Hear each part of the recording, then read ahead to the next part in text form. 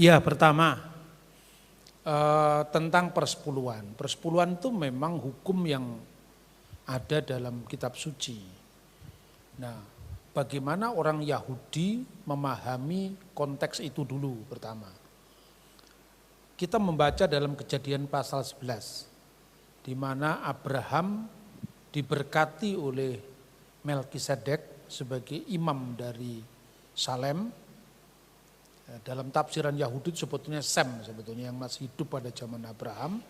Dan Sem itu sebagai imam dari hukum Nuh bagi bangsa-bangsa. Ini saya ngomong tafsiran Yahudi. Maka konteks persepuluhan di situ menggambarkan bahwa otoritas dari Melkisedek itu di atas Abraham.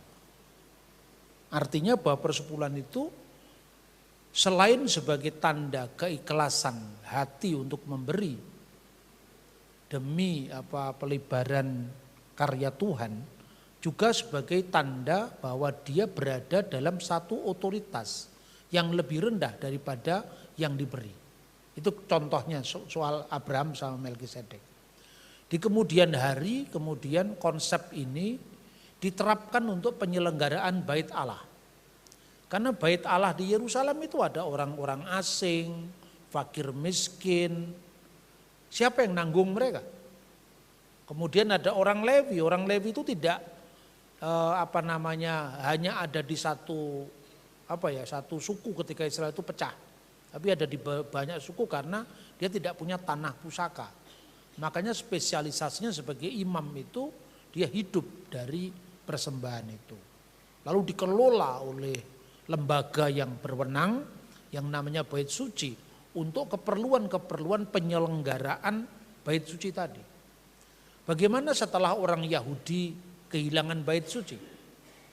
Nah, mereka punya prinsip yang berbeda dengan kita. Kalau prinsipnya orang Yahudi, karena Bait Suci sudah tidak ada, berarti persembahan persepuluhan itu fungsinya ganti. Jadi tidak lagi sebagai sesuatu yang terikat oleh ritual. Misalnya, persembahan itu dilakukan dari hasil bumi yang ditanam di tanah Israel. Karena konteksnya konteks Bait Suci. Nah sekarang kan sudah tidak seperti itu. Maka persembahan yang diberikan persembahan bukan lagi persepuluhan, tapi bisa lebih daripada itu. Sehingga persepuluhan itu dianggap sebagai takaran keikhlasan orang Yahudi. Sekarang tidak efektif karena Bait Allah tidak ada. Tapi bagaimana dengan gereja? Kita ini bukan Yahudi lagi secara agama kan. Kekristenan itu adalah berdasarkan dasar yang dibangun para rasul dan para nabi.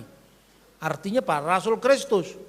Berarti kalau dulu bapak-bapak leluhur kita itu Abraham, Ishak, Yakub secara fisik, secara darah, sekarang secara leluhur iman. Makanya rasul punya jumlah 12 karena Israel baru jumlahnya 12. Di bawah 12 ada 70 murid. Karena 70 murid itu jumlah tua-tua Israel. Kenapa enggak ditambahi aja 13 atau 14? Ya toh? Karena bagi orang Yahudi semua itu bermakna. Gereja sebagai Israel baru.